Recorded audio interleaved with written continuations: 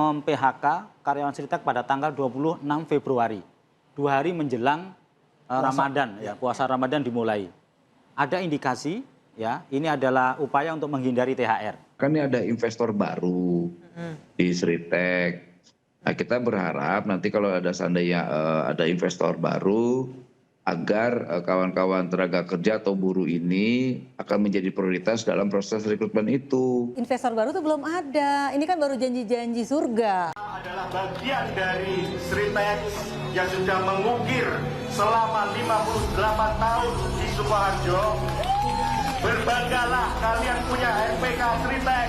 Dari Sritek itu dinyatakan pilot, kami sudah langsung berkoordinasi dengan perusahaan-perusahaan yang ada di wilayah Sukoharjo dan sekitarnya untuk menampung para pekerja yang mungkin di PHK.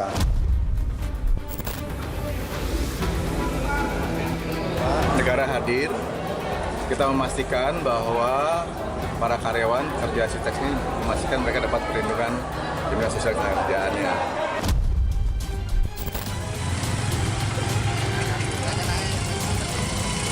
Ya sedih. Ya kalau sedih ya. Kalau saya itu sudah 17 tahun, apalagi yang sudah lama-lama itu bahkan sudah mencapai 25 tahun, harapannya bisa bekerja seperti semula.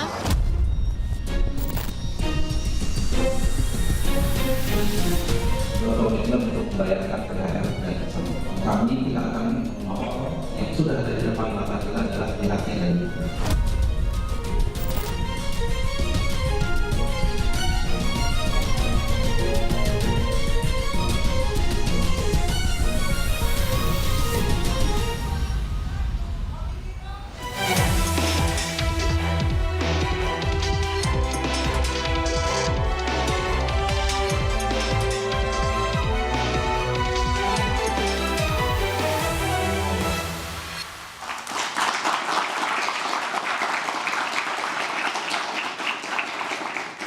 Selamat malam pemirsa, di tengah badai ekonomi yang mengamuk sangat parah, PHK menghantam keras tanpa pandang bulu. Sebut saja Sritek, puluhan ribu karyawan dirumahkan, ironisnya ini terjadi saat menjalani ibadah puasa dan menyongsong hari raya. Dan di tengah nestapa, harapan pastinya selalu ada dan pemerintah terus berusaha mengubah nasib karyawan Sritek. Nah, bagaimana langkah pemerintah terhadap nasib karyawan Sritek dan mengantisipasi badai PHK yang terjadi di awal tahun 2022 dan apa langkah mitigasi yang akan diambil? Bersama saya Anisha Dasuki. Dan saya Aryo Ardi, inilah interupsi badai PHK pasti berlalu. Sudah ada narasumber, 5 narasumber, namun saat ini baru 3 yang bergabung bersama kami. Di sebelah kanan saya ada Zainul Munasihin, anggota Komisi 9 DPR RI. Selamat malam Pak Zainul. Selamat malam, Assalamualaikum. Waalaikumsalam warahmatullahi wabarakatuh. Di sebelahnya ada Pak Aloysius Budi Santoso, Sekretaris Umum Apindo. Selamat malam Pak Budi. Malam semuanya. Dan melengkapi tamu kita malam hari ini, di sebelah kiri saya sudah hadir Ibu Mira Sumirat, Presiden Aspirasi Asosiasi Serikat Pekerja Seluruh Indonesia. Selamat malam. Selamat malam Bu Mira. Dan kami juga akan mengundang Ibu Esa M. Rahbini, Direktur Program Indef. Selamat malam Bu Esa. Selamat malam Bu Esa. Silakan Bu Esa. Dan juga dilengkapi dengan kehadiran mahasiswa dan mahasiswi dari Universitas YAI, jurusan Ilmu Komunikasi. Ilmu Komunikasi. Baik, nanti di segmen berikutnya akan bergabung bersama kami Wakil Menteri Ketenagakerjaan Emmanuel Ebenezer di segmen kedua. Saya akan ke Pak Zainul terlebih dahulu. Pak Zainul, hasil audisi dengan Sritek seperti apa? Ya, Mbak Anissa, beberapa hari yang lalu kita kedatangan tamu dari Asosiasi Serikat Pekerja Sritek yang diwakili oleh Pak Slamet, ya. Mereka menyampaikan situasi terkini pasca dijatuhkannya vonis pilot dan juga gagalnya going concern, termasuk juga pemutusan hubungan kerja pada tanggal 26 Februari. Dari yang mereka sampaikan kepada kita, ada 3 PR yang mendesak, yang mereka ingin sampaikan kepada kami, Komisi 9, untuk didorong agar ada percepatan. Yang pertama adalah kepastian soal THR nih. Ya. Kenapa? Karena kurator yang sekarang mengambil alih posisi perusahaan Sritek, ya kan, itu mem-PHK karyawan Sritek pada tanggal 26 Februari. 2 hari menjelang Ramadan, ya puasa Ramadan dimulai. Ada indikasi, ya ini adalah upaya untuk menghindari THR. Karena memang sesuai aturan perundang-undangan yang berlaku, THR diberikan kepada para pekerja yang masa kerjanya itu masih berlangsung 30 hari sebelum Hari Raya Idul Fitri. Gitu. Nah, mereka menyampaikan kita agar dilakukan upaya-upaya agar walaupun toh mereka di PHK 2 hari menjelang puasa pertama Ramadan, mereka tetap merasa punya hak untuk mendapatkan THR. Dipenuhi itu Pak? Belum, masih nanti kita akan komunikasi. Tapi kita akan sanggup panggil. nggak kira-kira dari? Harusnya sanggup. Menurut kurator? Harusnya sanggup. Kita setelah ini akan memanggil kurator juga, Komisi 9 sedang kita jadwalkan ya, bersama dengan Kemenaker juga belum kita panggil, termasuk BPJS Tenaga Kerja. Artinya ada 3 komponen Pak Zainul, ada JHT, JKT, dan THR. Yang pertama THR itu mereka... Itu di luar pesangon ya? Ya, THR, pesangon, JKP. JKP. Nah sekarang yang sudah mulai pencairan itu JHT. JHT ini kita terima kasih kepada BPJS Tenaga Kerjaan karena sudah gerak cepat. Mulai dari kemarin sudah mulai pencairan JHT per hari 1.000. Jadi selama 8 hari, insya Allah seluruh hak JHT-nya karyawan Sritek akan terbayarkan. Totalnya kurang lebih 125 miliar. Kemudian menyusul adalah JKP. JKP alhamdulillah seluruh pekerja Sritek itu peserta aktif JKP. Tinggal untuk pencairannya kan harus nggak ada yang nunggak ya Pak? Nggak ada. Cuman untuk pencairannya harus masuk ke prakerja kan, ke sistemnya Kemenaker. Itu nanti Bang Noel nanti bisa menyampaikan dan sekarang sedang proses untuk input ya ke prakerja. Itu nanti mereka akan mendapatkan 60% dari upah selama 6 bulan. Dan sisanya? Itu kebijakan. JKP itu diberikan 60% dari upah selama 6 bulan. Itu adalah bantalan sosial dari pemerintah untuk menunggu mereka dapat pekerjaan baru. Jadi selama 6 bulan mereka tetap punya gaji, tapi 60% itu yang di cover oleh JKP. Baik, balik lagi ke masalah THR, Mas Zainul. Apakah nanti akan dibayarkan full, penuh langsung saat itu juga seperti yang lazimnya terjadi selama ini, atau seperti apa skemanya? Karena tahun lalu aja udah nyicil THR-nya. Kita dorong, kita sih berharap ini kan kuncinya di kurator nih. Kita berharap kurator hatinya merah putih. Keberpihakannya kepada buruh, jangan kepada perusahaan gitu. Kalau hatinya merah putih kita berharap ke rakyat, ke pekerja karena mereka hari ini sangat berat bebannya, beban ekonominya dan kita berharap itu betul-betul bisa diperhatikan. Baik, saya ke Pak Budi. Pak Budi kalau dari sisi pengusaha, kondisi sudah pilot nih. Pekerja minta THR di PHK 2 hari sebelum hari pertama puasa. Itu bisa terpenuhi kah? Memungkinkankah? Masuk akal kah? Pertama, saya tidak mengetahui dengan detail keuangannya Sritek. Ya. Jadi terlalu dini kalau saya masuk ke dalam... Hitung-hitungan kasar aja. Tapi begini, prinsipnya pada saat dipilotkan, maka pengusaha juga tidak punya hak melakukan apa-apa. Karena semuanya berpindah kepada kurator dan pengadilan. Jadi bukan bicara apa saya mau atau tidak mau sebagai pengusaha. Tetapi hak hukumnya terhadap perusahaan itu sudah tidak ada. Hilang. Iya. Jadi kembali... Karena ini sudah di kurator, sudah di lembaga peradilan dan seterusnya, maka semuanya, bahkan semua aset-asetnya pun udah di mereka. Lalu kita punya hak apa sebagai pengusaha? Jadi isunya bukan apakah mau atau tidak, apakah merah putih atau tidak. Kami pengusaha merah putih loh Pak.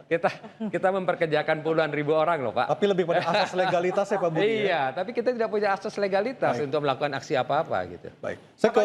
Sebentar, apalagi ketika ternyata utangnya lebih besar daripada asetnya. Iya, saya membacanya begitu ya, karena saya tidak tahu. Tapi kan kalau di berita-berita mengatakan utang lebih besar daripada aset, jadi even asetnya pun dijual semua, pada dasarnya sudah tidak bisa menutupi utang-utangnya. Jadi memang itu fungsi nanti pada kurator bagaimana membagi ke karyawan berapa, ke bank berapa, ke supplier berapa dan seterusnya. Ini banyak pihak. Tapi prioritas karyawan, Pak.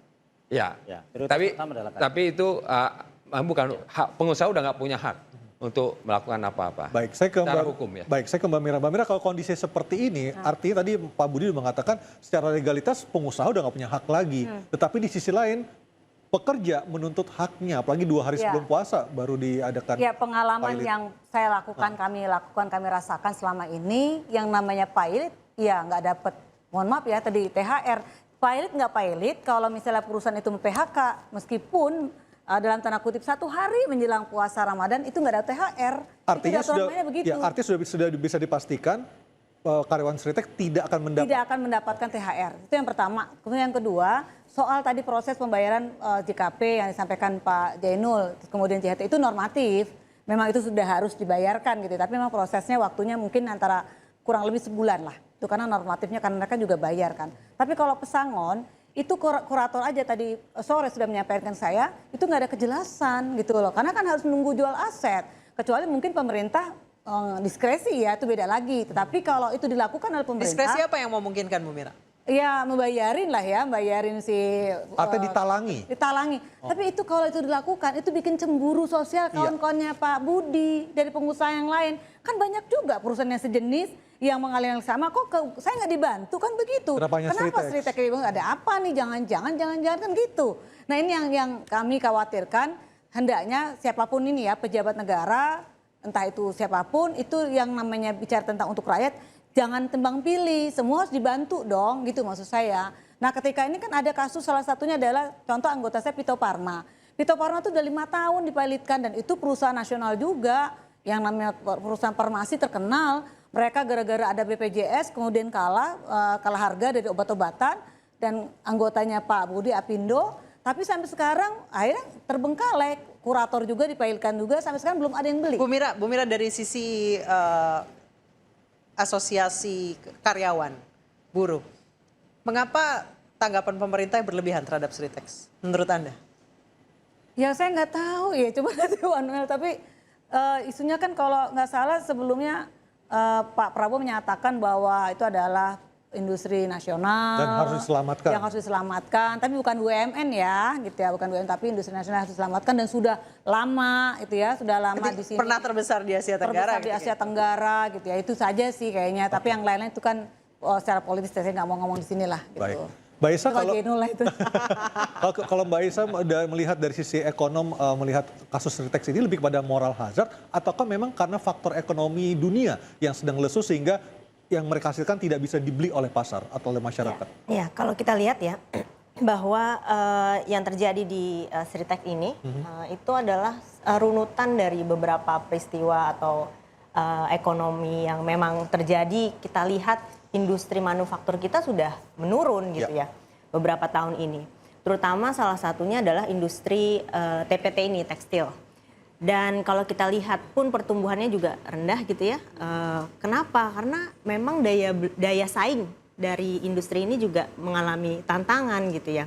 Pertama dari sisi biaya yang memang menghadapi biaya tinggi. Dan kalau kita lihat dengan dinamika ekonomi yang kita lihat sekarang, dinamika global ini, beberapa tahun belakang ini kan ada gejolak dari sisi harga, komoditas dan energi dan lain-lain, depresiasi dari nilai tukar, yang ini memberikan beban terhadap industri. Baik. Salah satunya industri tekstil ini. Baik. Gitu. Dengan PHK dari atau pilot dari Sritex ini, apa dampak sistemik yang kemungkinan akan timbul, Mbak Aisyah?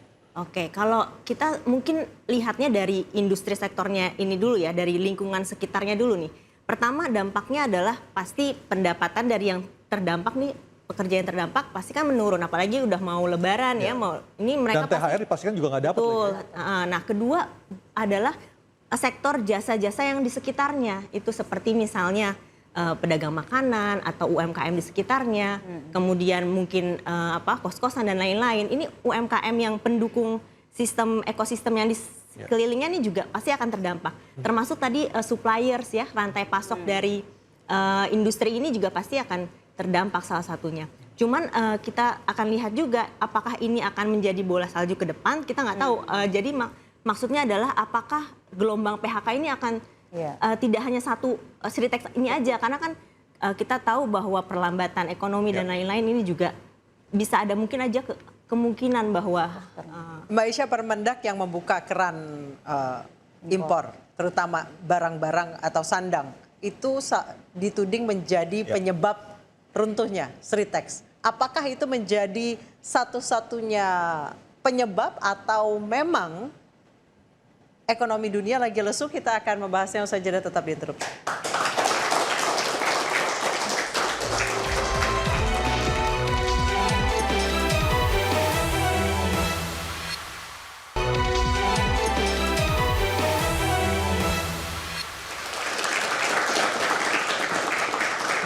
ini ada beberapa pendapat tentang begitu banyaknya PHK di Indonesia mulai dari tahun lalu sampai di bulan Maret malam hari ini kita berdialog seperti ini.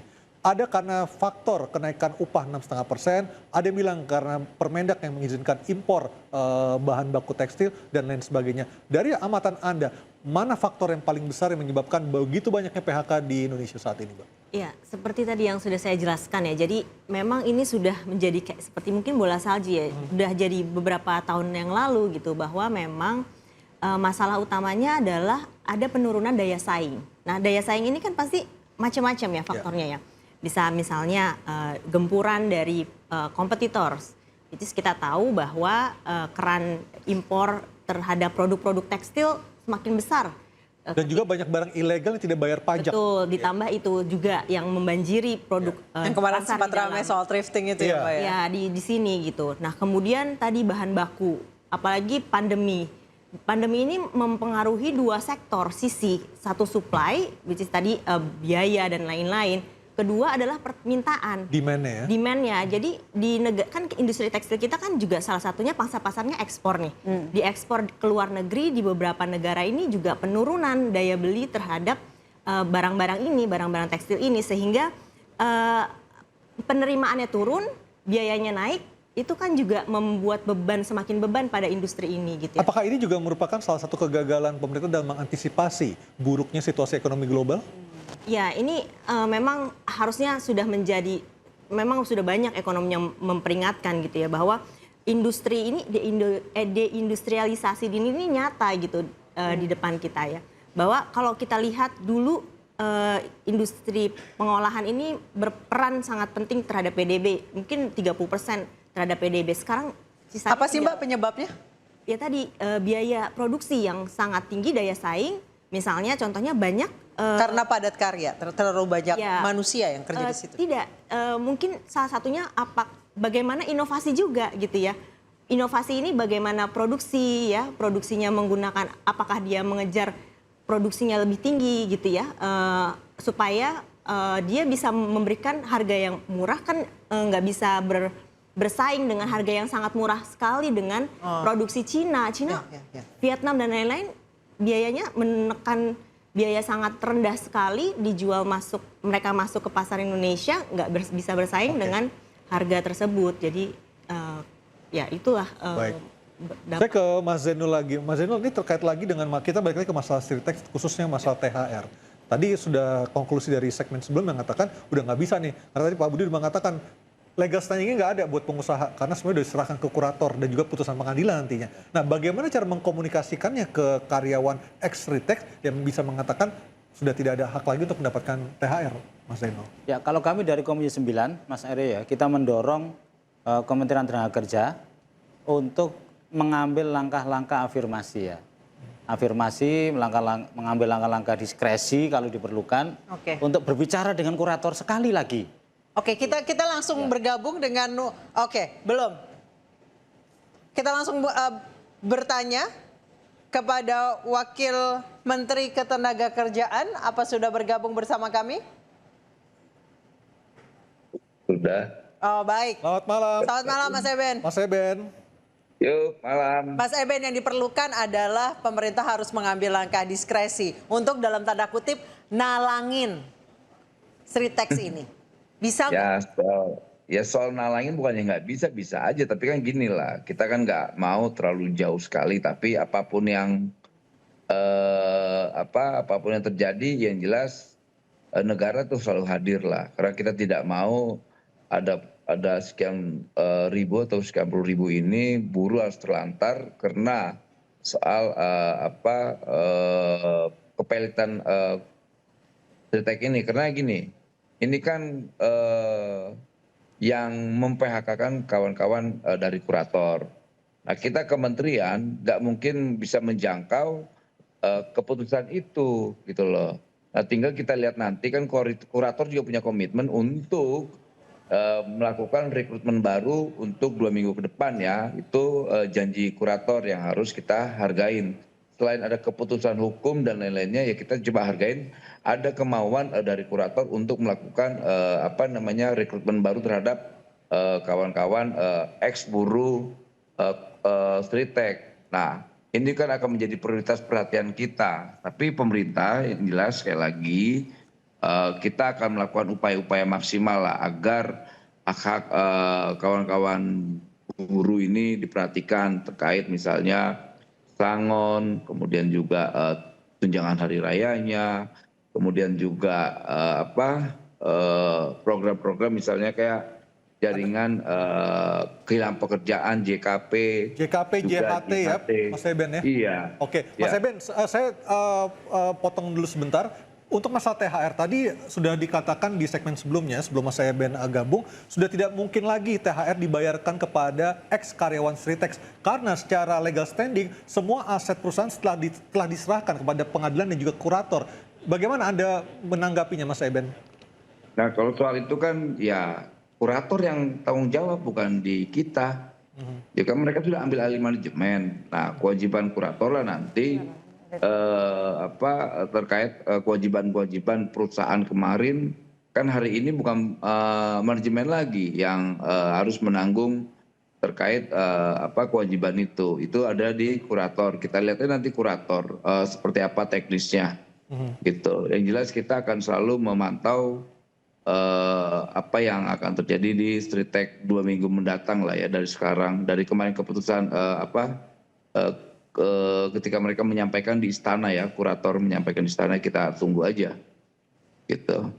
Mas Wamen, tadi Anda menyebutkan soal rekrutmen baru, itu akan dialihkan kemana? Apa memang sudah ada yang mau menampung, bersedia menampung? Kan kan ini ada investor baru di Stritek. Nah, kita berharap nanti kalau ada seandainya ada investor baru, agar kawan-kawan tenaga kerja atau buruh ini akan menjadi prioritas dalam proses rekrutmen itu. Artinya kita bersabar lah, kita lihat, kan itu pernyataan kurator ya. Kita mau sih, harapan kita agar kawan-kawan buruh di sana itu bisa menjadi prioritas. Tambah lagi jangan juga dikasih syarat-syarat yang berat, misalnya kayak umur, kemudian syarat akademik dan lainnya. Karena mereka kan sudah punya pengalaman bekerja di Stritek itu. Apakah 10.969 pekerja Sritex itu semuanya akan dipekerjakan kembali, Mas Eben, ataukah nanti akan diseleksi lagi? Ya, proses rekrutmen baru ini kan pasti ada ketentuan yang menjadi haknya manajemen baru nanti. Tapi kita tetap menyampaikan harapan kita, kawan-kawan ex buruh Stritek ini harus menjadi prioritas utama lah, karena mereka kan sudah terbiasa dengan lingkungan lingkungan di situ. Jadi ya tadi yang awal saya sampaikan, ya mereka harus jadi prioritas lah. Baik, saya ke Ibu Mirah, katanya udah ada investor baru. Berarti teman-teman ada angin segar dong, Bu? Jadi kalau investor baru tuh belum ada. Ini kan baru janji-janji surga. Janji dari kurator. Dari kurator. Jadi petang tadi itu saya dapat informasi bahwa kurator juga menyampaikan belum ada kejelasan terkait dengan pembayaran pesangon karena harus melalui proses 2 bulan itu, proses terkait dengan yang namanya dokumen-dokumen, bahwa ini kan total hutang sama aset kan lebih gede utang nih. Iya. Coba siapa mau yang investor yang masuk nih gitu kan. Investor juga ngitung-ngitung ada untungnya apa enggak. Terus yang kedua, daripada saya mempekerjakan yang sudah berumur begini dengan saya yang fresh kan gitu, yang ininya masih produktif gitu, pikiran investor baru. Tapi sekali lagi ya tadi pemerintah mungkin karena bertanggung jawab untuk merasa ini sudah puluhan tahun dan sudah berkontribusi terhadap negeri tercinta ini, maka pemerintahan di bawah Pak Prabowo ini juga melalui Pak Wamen ini menjadi lebih balik lagi ke soal hati merah putih gitu. Apa enggak? Proaktif. Nah teman, saya mau nyoroti gini Pak Wamen, bahwa kayaknya pemerintah nggak punya mapping atau perencanaan yang jelas. Padahal kan yang PHK tuh kalau itu kelihatan nanti ke depan akan ada perubahan-perubahan goncangan-goncangan industri. Nanti ini ke depan ini tadi saya sampaikan Mbak Esa, ini bola salju. Ini PHK secara umum maksudnya ya? Ya, ini PHK secara umum maksud saya. Jadi ke depan itu ada sektor finance juga akan terdampak karena akan ada artificial intelligence yang akan juga masuk gitu ya. Nah ini tolong pemerintah ada perencana apa enggak sih gitu maksud saya, supaya nanti tidak lagi seperti ini. Dan harapan saya juga pemerintah jangan parsial dong. Jadi jangan cuma Sritek doang nih. Dibantu juga kan ada yang mengalami yang sama gitu. Jangan sampai ada kecemburuan sosial. Mas Wamen silakan. Ya, apa yang disampaikan Mbak Mira itu betul sekali. Sebetulnya kan terkait PHK dan kemudian apa istilahnya badai-badai PHK ini, kan kita sudah melakukan yang namanya mitigasi, lantas kemudian kita juga sudah melakukan kolaborasi ke beberapa lembaga kementerian, karena masalah ini kan bukan masalah Kementerian Tenaga Kerja doang. Di situ ada Kementerian Tapi berarti nggak boleh Perindustrian. kelamaan dong, Mas, itunya kolaborasi. Nah, ya, tapi kan kita yang dihilir ini persoalannya itu seakan-akan bahwa persoalan ini ya persoalan Kementerian Tenaga Kerja, enggak juga gitu. Nanti juga kita pahamin bahwa ke depan juga ya kita berharap ini kan menjadi keluhan industrial ya, atau pengusaha ya, bahwa mereka berharap nanti ke depan ketika melakukan investasi ramah dong terhadap investor, misalnya kayak izin, lantas biaya-biaya ormas yang sedikit mengkhawatirkan, belum lagi calo-calo. Nah, karena kan kita pahamin bahwa para pengusaha ini kan sudah melakukan bayar pajak ke negara. Nah, tinggal ditertibkan. Nah, kegelisahan seperti inilah yang menjadi PR buat kita ke depan, agar selain ramah terhadap pengusaha, kita juga harus ramah terhadap kesejahteraan buruh. Jadi negara itu harus bisa menjadi jembatan jembatan yang baik untuk kedua komponen ini. Karena ini kan semua sangat penting buat kita. Industrialis ini kan butuh namanya tenaga kerja juga butuh pengusaha. Ini kan saling membutuhkan lah, simbiosis lah. Baik. Pak Budi, dari sisi pengusaha ada yang mau disampaikan? Baik, kita akan jeda dulu Pak Budi, nanti kita akan bahas usai jeda berikut, tetap di Interupsi.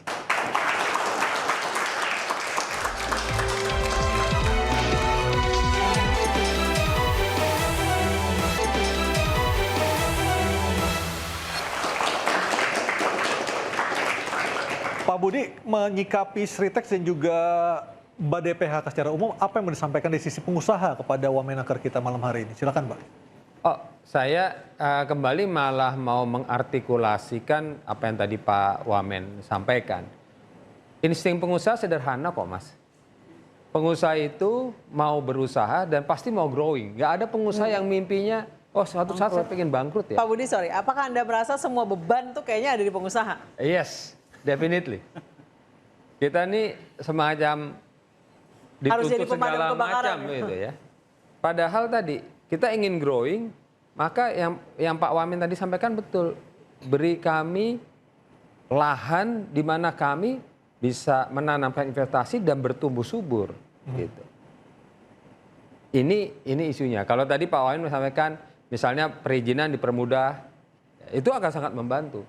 Kemudian regulasi yang tidak berubah-ubah setiap saat. Seperti kemarin misalnya bicara pengupahan. Setiap tahun tuh peraturannya berubah. Lalu pengusaha gimana mau ngitung kos biayanya? Terutama jelang pilkada ya. Terutama jelang pilkada ya. Nah tadi juga Mbak Anissa sudah katakan bahwa kita pun pasarnya juga turun. Seperti yang TPT itu dan segala macam itu turun 30-40%. Belum lagi sekarang isu kita masuk BRICS. Kemudian yang sekarang pasarnya di Amerika. Dia perang tarif. Lalu kalau revenue-nya nggak ada, cost-nya naik terus ya selesailah sudah. Baik. Jadi kembali, terima kasih Pak Wamen. Saya kira apa yang Bapak sampaikan memang beri kami situasi yang kondusif untuk berusaha. Dan jujur sekarang itu sangat challenging. Pak Budi, di tengah tadi semuanya itu diletakkan di pundaknya pengusaha. Dari peraturan pemerintahnya sendiri mendukung pengusaha atau tidak? Ya memang challenge kita di negara itu semua pihak mau bikin peraturan. Jadi, berlapis ya pemerintahnya, bukan cuma pusat peraturannya ya? banyak ya. Jadi, Pak Budi mau ngomong terus terang nggak enak ya. Pemerintah daerah. Berlapis maksud saya dari mulai kelurahan, kecamatan. Iya. Itu mendukung nggak? Aduh, ya cukup menghambat lah. Bilang aja menghambat Pak. Kalau kayak Cukup gitu. challenging. Langsung menghambat bilang aja. Tapi saya mau nambahin Pak Budi. Jadi gini, pemerintah berkali-kali saya sampaikan ya bahwa ini kan udah jelas nih faktor penghambatnya sudah ada. Saya ngambil 3 besar lah. kasus korupsi itu nomor 1. Bagaimana investasi nggak mau masuk datang ke Indonesia. Baik Ini korupsi di ASN, di aparat. Wah, korupsi di semua lini ini mas sekarang kayaknya udah luar biasa. Jadi udah masuk ke semua sendi-sendi kehidupan bernegara dan berbangsa.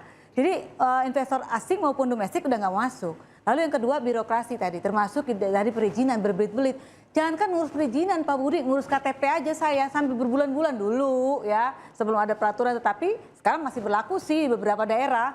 Jadi harus nunggu berapa bulan. Kalaupun mau cepat pakai laut belakang tuh yang ngasih oknum-oknum. Itu biaya lagi. Itu biaya lagi dan itu kan kolusi jatuhnya. Terus kemudian pungutan liar.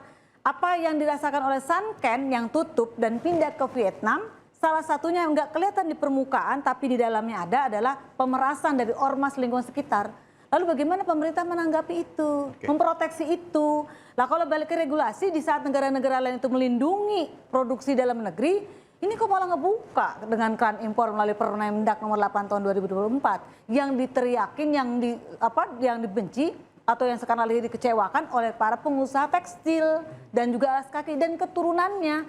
Jadi bukan hanya nyasar itu Permendak tentang tekstil tapi juga elektronik.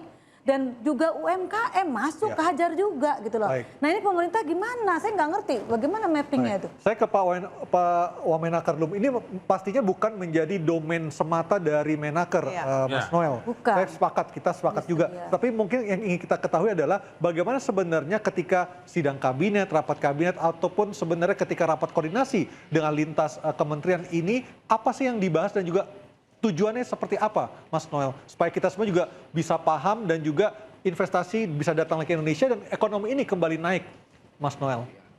Ini, karena saya kan pejabat yang tidak punya beban ya. Jadi saya sampaikan tuh persoalan-persoalan yang tadi disampaikan Mbak Mira, atas Mas Budi, terkait keinginan kawan-kawan pengusaha. Ada hambatan-hambatan atau kiranya hambatan menurut saya itu hambatan-hambatan yang kecenderungannya kita bukan pro terhadap industri nasional, malah kecenderungannya malah pro terhadap impor. Nah itu termanifestasi dengan Permendak nomor 8 dan itu tanggal 23 Desember saya sudah sampaikan dan itu akhirnya akan dievaluasi oleh Menteri Perdagangan. Kemarin dia komitmen tanggal 5 Februari dia bilang kita revisi. Semoga ini menjadi angin segar ya. Tinggal kita lihat revisi ini arahnya kemana gitu. Sudah direvisi atau belum ya? Kami juga belum mendengar ada kabar revisi tuh, Mas Noel. Tapi sudah ada pernyataan dari Kementerian Perdagangan akan direvisi. Nah, akan kedua, ya berarti ya, belum ya? Baru akan ya? Ya. Nah, kedua ya terkait tadi izin. Memang tidak ada siapa sih gini. Pertama pengusaha tidak akan mau yang namanya ada PHK, udah pasti tuh. Kedua negara juga tidak mau adanya PHK. Ketiga, buruh juga tidak mau di PHK, gitu loh. Nah problemnya apa? Problemnya ya tadi yang tadi kita sampaikan bersama tadi. Harusnya ini kan bisa duduk bersama. Ini problem pengusaha ini kan problemnya izin. Selain preman-preman dan perintilan-perintilannya. Kedua, soal buruh. Buruh ya kita harus juga punya keberpihakan terhadap buruh.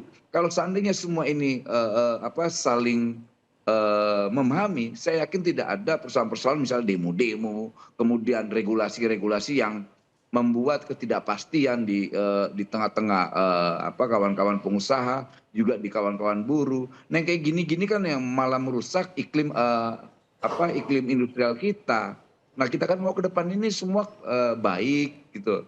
Nah ini menjadi catatan lah ya. Semoga saya ini kan baru 4 bulan menjabat sebagai Wakil Menteri Tenaga Kerja. Tapi semoga ini pemerintahan Prabowo Gibran ini kan pemerintahan yang bisa diandalkan lah ya. Terkait misalnya soal ke depan Indonesia ini seperti apa. Karena kita punya optimisme terkait harapan-harapan yang diinginkan misalnya pengusaha. Itu udah kita sampaikan di rapat-rapat lah ya. Ini problemnya nih kita bilangin. Mas Noel, Anda diminta untuk mundur Mas Noel di sosmed banyak beredar karena Anda pernah berjanji ketika Sritex itu dipilotkan, Anda siap untuk mundur. Komentar Anda Mas Noel. Masa saya tergantung sosmed? Bodoh banget sih. Kalau menteri tergantung sosmed jadi partai sosmed aja. Tapi ketika Anda berucap berjanji seperti itu apa maknanya Mas Noel? Dan itu termanifestasi ya ketika saya menyampaikan itu kan kepailitan itu bulan Oktober. Dan tidak ada yang namanya PHK dari bulan Oktober sampai bulan Februari. Berapa bulan saya harus pertahankan itu, dan kurator tidak PHK. Lantas sekarang waktu itu komitmen dengan manajemen, pokoknya saya tidak mau ada PHK.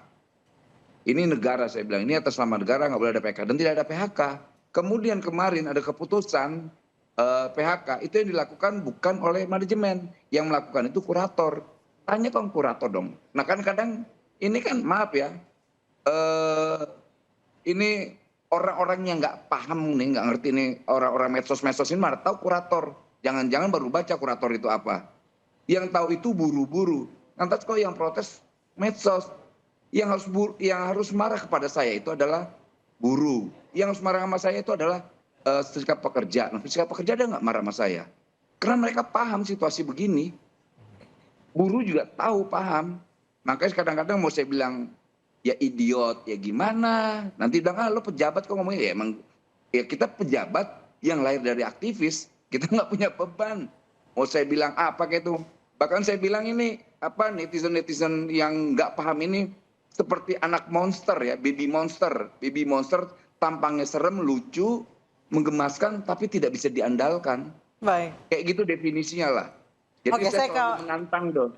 Saya ke Pak Zainul. Pak Zainul, ada tadi Bung Noel menyebutkan ada beberapa regulasi yang justru kontraproduktif terhadap produk-produk dalam negeri. DPR sendiri melihat ini seperti apa? Ya, sebetulnya kami di DPR itu selama 10 tahun terakhir ya, kita tuh hampir memberikan cek kosong loh kepada pemerintah. Melalui Omnibus Law itu, baik yang Ciptaker, kesehatan, segala macamnya itu, kita hampir kasih semuanya kepada pemerintah. Demi apa? Demi investasi masuk. Tapi ketika hasilnya seperti ini gimana Mas Zainul, pertanggung jawabannya? Faktanya kan ternyata kan berbeda. 10 tahun terakhir investasi yang masuk ke kita tuh hanya 15% kenaikannya loh. Dan dari Oktober sampai bulan Maret ini mungkin Komisi 9 juga kurang galak kali ya? Kalau dari DPR sendiri melihatnya kenapa cuma 15%? Karena faktor yang Mbak Mira tadi itu. Soal reformasi birokrasi yang nggak jalan. Ya kan? Korupsi. Tata laksana soal perizinan. Kemudian juga soal penataan SDM di sektor human resources kita. Artinya apa? Bahwa iklim investasi yang masuk ke kita itu tidak diberikan apa ya istilahnya daya insentif ya, tidak ada insentifnya ya. Dari sejak bulan Desember dengan Kementerian Tenaga Kerja kita sudah minta data misalnya potensi PHK massal itu ada di mana saja. Baik. Misalnya di Pak Budi di Apindo itu ada 8.000 anggota Apindo itu. Ada nggak sih misalnya peta dari sekian ini ya sekian ribu alarm merah, sekian ribu alarm kuning, ini alarm hijau. Nah, yang alarm merah itu diintervensi pemerintah misalnya melalui apa? Insentif pajak, yang paling berat apa misalnya gitu. Tagihan listriknya terlalu besar, dikasih keringanan misalnya begitu loh. Berarti mitigasi-mitigasi yang sampai sekarang. Saya sampai hari ini pemerintah belum melakukan dengan detail ya. Mungkin sudah dilakukan tapi masih makro gitu. Ini padahal PKB ini partai pendukung pemerintah nih Mas. Iya, tapi kan nggak masalah kita minta detailingnya. Baik. Kan nggak masalah, kan ini demi kebaikan semuanya kan. Saya ingin nanya Pak Zainul deh. Kan fungsi Dewan Perwakilan Rakyat DPR ini adalah salah satunya adalah pengawasan terhadap jalannya pemerintahan. Kan tadi Pak Zainul sampaikan ini investasi yang masuk hanya 15%. Nah sudah sampai sejauh mana sih Pak fungsi itu? Kan Bapak mewakili kami nih sebagai rakyat gitu ya. Fungsi itu kalau kan mappingnya nggak jelas harus ada dong. Ini yang sudah ke arah kuning, kemudian merah. Ini sampai mana? Maksud saya sudah sampai mana langkah-langkah DPR? Padahal kuat banget tuh fungsi. Oke, baik Pak Zainul bisa dijawab usai jeda, tetap bersama kami di Interupsi.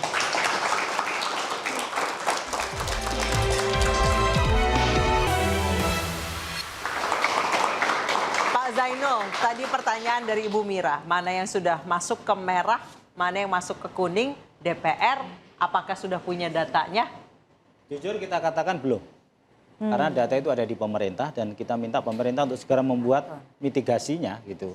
Karena dalam rapat dengar pendapat, dalam rapat kerja dengan Kementerian Tenaga Kerja yang mitra kami di Komisi 9 dengan Bang Noel kemarin itu masih peta global tentang potensi PHK jumlahnya sekian di sektor ini segala macam. Tapi DPR sudah dapat sektor-sektornya kan? Mana saja yang masuk merah? Secara makro sudah. Tapi detailingnya masih kita belum dapat ya. Baik. Gitu. Nah, kita akan dalami terus ini melalui proses-proses persidangan yang ada di DPR. Kita kan ada RDP, ada Raker, ada juga kita fungsi pengawasan. ada juga fungsi budgeting termasuk dalam ini kita dorong. Di fungsi budgeting misalnya melalui badan anggaran di Banggar kita akan dorong adanya insentif, misalnya insentif fiskal dan juga ada relaksasi untuk pengusaha-pengusaha yang memang dalam posisi yang tadi itu merah, kuning misalnya gitu. Nah kita butuh sinergi ini dengan Bang Noel ini untuk segera membuat petanya ini Mas, mitigasinya ini. Ya. Biar kita tidak gelap gulita ini, jangan sampai nanti tahu-tahu ada satu perusahaan PHK masa lagi, nanti perusahaan satu PHK masa lagi, sehingga kita tidak tergagap-gagap gitu. Tapi saya kira saya lihat Bang Noel ini, saya salut karena menemani buruh luar biasa. Minimal negara hadir dulu lah, itu sudah cukup lah bagi buruh. Untuk sementara ini bahwa mereka tidak sendiri. Oke, Bang Noel, singkat saja, apa yang bisa disampaikan kepada buruh supaya mereka bisa lebih tenang menghadapi kondisi seperti ini? Karena uncertainty condition-nya sangat tinggi sekali, Bang Noel. Ya, sekali lagi saya sampaikan bahwa buruh itu patriotisme dalam keluarganya, patriotisme juga untuk perusahaan, patriotisme juga untuk negara. Nah, kewajiban negara harus hadir di tengah-tengah mereka. Makanya kita sampaikan sekali lagi, terkait hal ini kita harus punya semangat atau optimisme lah, karena ke depan ini kan negara ini sedang bekerja, melakukan hal-hal yang terbaik untuk kawan-kawan buruh, untuk juga pengusaha, ya itu pasti beruntungnya buat negara, karena kita tidak mau ke depan ini dengan narasi Pak Presiden bahwa Indonesia menuju 45, Indonesia unggul ini malah hancur gara-gara hal seperti ini. Makanya tadi saya sampaikan di awal, ayo terkait yang sangat-sangat birokratif yang merusak, ya coba kita evaluasi ulang atau kita kaji lah agar investasi yang masuk ke Indonesia ini atau para pengusaha ini sedikit ada kenyamanan, karena ini kan saling menguntungkan. Kalau pengusahanya untung, ya pasti juga ini terkait dengan kesejahteraan buruhnya. Nah makanya ya kita negara harus berpihak terhadap dua kebijakan ini. Pertama kebijakan terhadap investasi, juga kebijakan terhadap kesejahteraan buruh. Nah, itu hari ini momentumnya kawan-kawan buruh dan pengusaha harus bersatu. Gitu. Inilah momentumnya. Baik, terima kasih Bang Noel.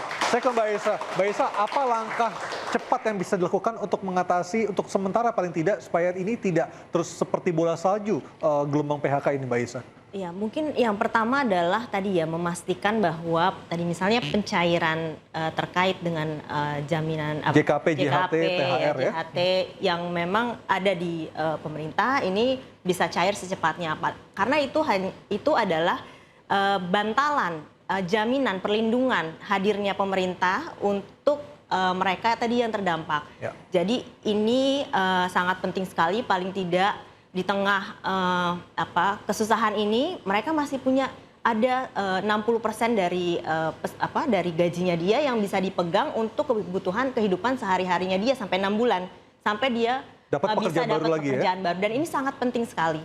Dan yang kedua yang bisa dilakukan adalah tadi mungkin dengan Pak Wamen di sini kalau bisa mempercepat antar kebutuhan pekerja ya adalah kembali lagi kan bekerja. Jadi job matching, bagaimana mereka memindahkan ini yang kan dia tidak punya kepastian THR pesangon itu nggak ada kepastiannya. Yang dia inginkan adalah kembali bekerja lagi. Jadi job matching kemana mereka bisa kembali bekerja lagi gitu ya. Industri mana yang bisa menampung mereka, pekerjaan apa yang mereka bisa dapatkan lagi. Jadi pemerintah perlu memetakan sektor-sektor mana saja yang memang memerlukan tenaga kerja. Mungkin yang karakteristiknya sama, misalnya padat karya, kemudian juga mereka butuh, mungkin kalau mereka butuh upskilling gitu ya, mereskilling kemampuannya dia, itu juga diperlukan. Jadi pemerintah juga memberikan pelatihan-pelatihan yang bisa memberikan mereka siap bekerja lagi. Saya ke Pak Budi. Pak Budi, tadi masalah social cost tidak terduga biaya ormas. Salah satunya yang buat Sankir akhirnya pindah ke Vietnam. Sejauh ini apa harapan Anda, tindakan tegas dari pemerintah atau mungkin dibuat penindakan langsung atau ada undang-undang khususnya, perlindungan seperti apa yang para pengusaha harapkan dari pemerintah? Ya, sederhana aja bahwa semua aparat keamanan kita bisa bekerja dengan optimal supaya ormas-ormas itu tidak mengganggu produksi kita. As simple like that. Nggak perlu ada undang-undang khusus dan segala macam, karena pada dasarnya itu sesuatu yang ada di lapangan kok. Cukup penegakan hukum. Cukup penegakan hukum yang konsisten itu aja. Oke. Baik, Mbak Mira, singkat saja terakhir Mbak. Satu, cabut regulasi peraturan keputusan yang mereduksi, menghilangkan kesejahteraan rakyat secara keseluruhan. Yang kedua, tadi tegakkan hukum semaksimal mungkin sampai ke akar-akarnya. Kita dipertontonkan bahwa sekarang ini hukuman untuk para koruptor aja kan sangat sedikit.